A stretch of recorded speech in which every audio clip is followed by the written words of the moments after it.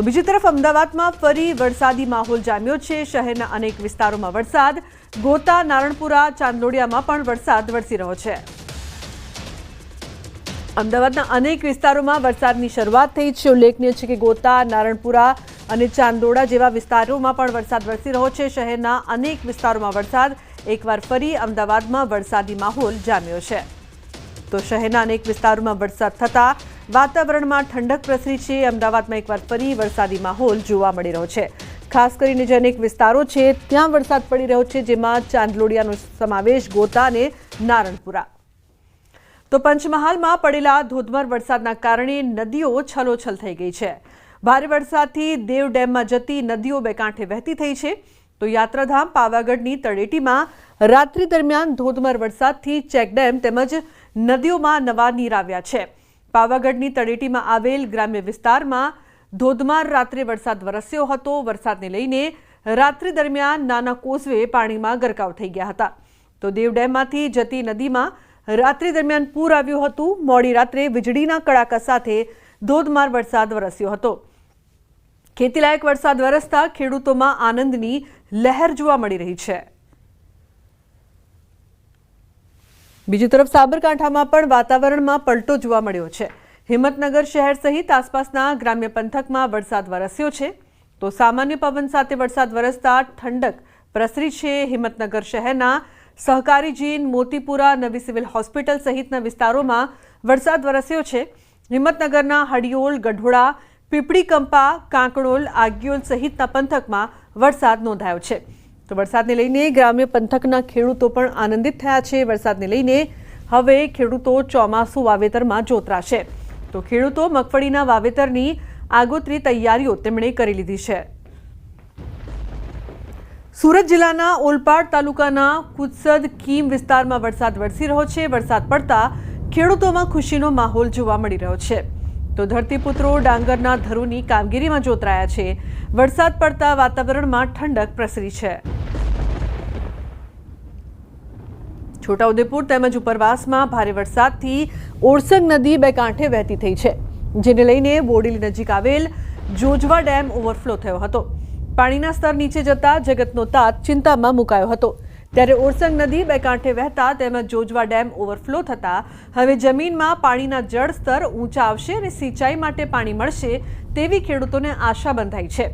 ખેડૂતોને સિંચાઈ તેમજ નદી કિનારે આવેલા ગામડાઓને પીવાનું પાણી મળી રહે તે હેતુથી ઓરસંગ નદી પર ઐતિહાસિક જોજવા આડ બંધ બનાવવામાં આવ્યો હતો। તો છોટાઉદેપુરના સિહોદમાં ભારજ નદી પરના ડાયવર્ઝન પર ભૂવો પડ્યો છે। હાઈ વર્ઝન પર ગાબડું પડતા રાહદારીઓ માટે રસ્તો બંધ કરવામાં આવ્યો છે। ડાયવર્ઝન 3 થી 4 જગ્યા ઉપર ક્ષતિગ્રસ્ત બનતા તંત્ર દ્વારા હાલ પૂરતું કામ બંધ કરવામાં આવ્યું છે। મધ્યપ્રદેશને જોડતા નેશનલ હાઈવે ઉપરથી પસાર થતા હજારો વાહનોને 40 કિલોમીટરનો ફેરો ફરવાનો વારો આવ્યો છે। તો પૂર્વ વિરોધ પક્ષના નેતા સુખરામ રાઠવાએ લીધી મુલાકાત। નેશનલ હાઈવેના અધિકારી સાથે સુખરામ રાઠવાએ વાત કરી। તો સુખરામ રાઠવાએ ભ્રષ્ટાચારના આક્ષેપ કર્યા। કામગીરીને લઈને યોગ્ય તપાસ કરવાની માંગ કરી છે। એ ચર્ચાનો વિષય છે, પણ આ કામગીરી હું ચોક્કસ કહી શકાશ કે 4 કરોડના ખર્ચે જો આ ડાયવર્ઝન તૈયાર થયું હોય તો કામગીરી હલકી થઈ છે, હલકા પ્રકારની થઈ છે। એની તપાસ થવી જોઈએ। એનો ઇજારદાર જે હોય તે એને બ્લેક લિસ્ટમાં મૂકવો જોઈએ કે આ કામની તપાસ થવી જોઈએ। તપાસ કરાવીને આ કામ કરનાર જે કોન્ટ્રાક્ટર હોય એ કોન્ટ્રાક્ટરને બ્લેક લિસ્ટમાં મૂકવો જોઈએ। તો હવામાન વિભાગની આગાહી, આગામી 7 દિવસ વરસાદની આગાહી કરવામાં આવી છે। આજે બનાસકાંઠા, સાબરકાંઠામાં રેડ એલર્ટ છે। તો કચ્છ, પાટણ, મહેસાણા, ગાંધીનગર, અમદાવાદ, સુરેન્દ્રનગર, અરવલ્લી, મહીસાગર, દાહોદ, નર્મદા, તાપી, ડાંગ, વલસાડ અને નવસારી તેમજ સુરતમાં ઓરેન્જ એલર્ટ આપવામાં આવ્યું છે। મહત્વનું છે કે આગામી 7 દિવસ વરસાદની આગાહી કરવામાં આવી છે। ખાસ કરીને બનાસકાંઠા અને સાબરકાંઠામાં રેડ એલર્ટ રહેશે। વધુ વરસાદ થશે તો કચ્છ, પાટણ, મહેસાણામાં ઓરેન્જ એલર્ટ આપવામાં આવ્યું છે। ગાંધીનગર માટે પણ ઓરેન્જ એલર્ટની આગાહી કરવામાં આવી છે। તો હવામાન વિભાગ દ્વારા આગાહી કરવામાં આવી છે। આગામી આખું અઠવાડિયું સારો એવો વરસાદ રહેશે। અનેક વિસ્તારો માટે ઓરેન્જ એલર્ટની આગાહી તો ક્યાંક રેડ એલર્ટની આગાહી પણ કરવામાં આવી છે। ખાસ કરીને બનાસકાંઠા અને સાબરકાંઠામાં રેડ એલર્ટ, એટલે કે અહીં વધુ વરસાદ વરસે તેવી સંભાવના જોવા મળી રહી છે। તો અમદાવાદ, સુરેન્દ્રનગર અને અરવલ્લી માટે પણ ઓરેન્જ એલર્ટ આપવામાં આવ્યું છે। છોટાઉદેપુરના પાવી, જેતપુર તેમજ ઉપરવાસમાં પડેલા ભારે વરસાદના કારણે સુખી ડેમમાં પાણીની આવકમાં વધારો થયો છે। છોટાઉદેપુરની જીવાદોરી સમાન સુખી ડેમનો બીજો ગેટ ખોલવાની ફરજ પડી છે।